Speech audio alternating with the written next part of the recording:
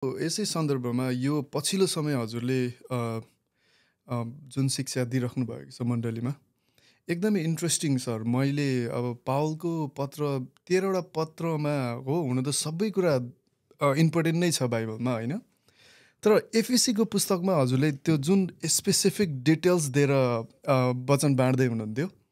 अब तपाईँले भन्नुभयो अब 2 वर्षदेखि त म कार्यरत थिइनँ हजुरहरूसँग, भर्खर नै जोड्ने मौका पाएँ। तर यो 2 वर्षमा पनि हजुरले त्यसलाई चाहिँ कन्टिन्यू दिइराख्नु भएको थियो भन्नुभयो। मलाई आश्चर्य चाहिँ के लाग्यो भनेदेखि लगभग एफएसीको पुस्तक त अरू पुस्तक हेरिकन त धेरै पातलो हो नि त होइन? त्यहाँभित्र पस्दै जाँदाखेरि त ओहो मैले पनि हेरेँ कि अब यत्रो विश्वासी हामी 10-12 वर्ष भइसक्दा पनि त्यो कुरालाई चाहिँ मूल्याङ्कन नगरेको रहेछौँ, ताकि यति डिप कुराहरू, यति डिप थट्सहरू त्यहाँनिर लेखिएको छ पावलद्वारा।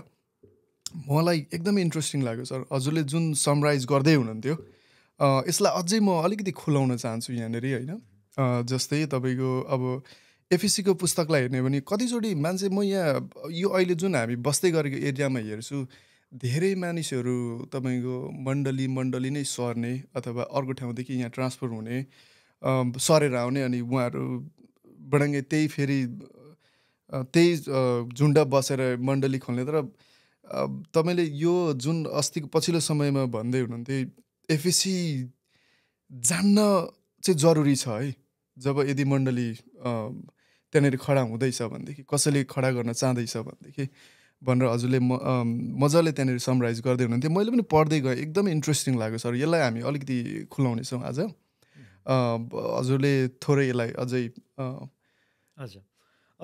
म यो एफएसीलाई यत्रो अब अलमोस्ट 2 सालै लाग्यो मलाई सक्न। तर हुन चाहिँ अब बिचमा ग्यापहरू पनि रह्यो, धेरै फ्याक्टर्सहरूले यो कन्ट्रिब्युट गर्यो। यति लामो नहुनु पर्ने खासै हो भने 6वटा अध्याय मात्रै छ, च्याप्टर्सहरू छ, तर अब धेरै लामो लाग्यो।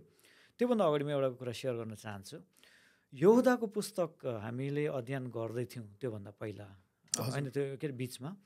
अनि यहुदा हेऱ्यो भने एउटै च्याप्टर मात्रै छ, एउटै मात्रै छ। अनि मैले लगभग 2 महिना लगाएर सकेँ यहुदाको पुस्तकलाई। बाइबल स्टडी हामी गर्दै थियौँ। अनि प्रायः जस्तो चाहिँ म एक्सपोजिटरी भन्यो, अब verse by verse, chapter by chapter जाने गर्छु।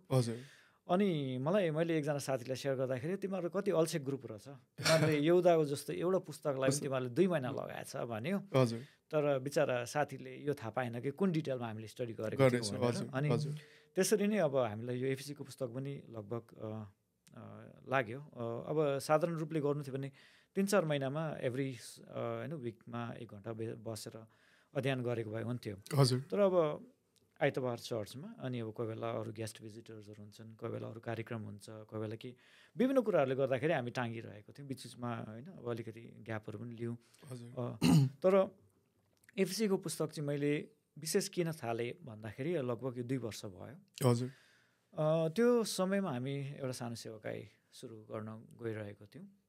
अनि त्यतिखेर लाग्यो अब एउटा असल जग बसाउन लागि चाहिँ, फाउन्डेसन बनाउन लागि चाहिँ मैले धेरै प्रिचर्सहरू, धेरै पास्टर्सहरूबाट सुनेँ कि होइन, अब एफएसीको पुस्तकलाई अध्ययन गऱ्यो भने चाहिँ अब एउटा मण्डली निर्माण हुनु भनेको चाहिँ कस्तो हो, र मण्डलीमा सदस्यहरू चाहिँ कसरी होइन एउटा निर्माण भएर जान्छन्, एउटा चरित्रमा, एउटा आफ्नो व्यवहार क्यारेक्टरहरूमा भन्ने खालको कुराहरू, साथसाथै त्यसले एउटा परमेश्वरप्रति पनि एउटा उहाँको कामलाई, कार्यलाई पनि दर्शाएको छ भनेर।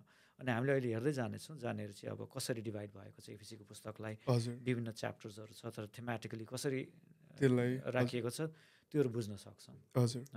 सुरुमा हामीले 1 र 2 मा हेऱ्यौँ भनेदेखि सर, त्यहाँनिर तपाईँको एउटा डिसिप्लिनको विषयमा भयो अथवा युनिटीको विषयमा भयो होइन।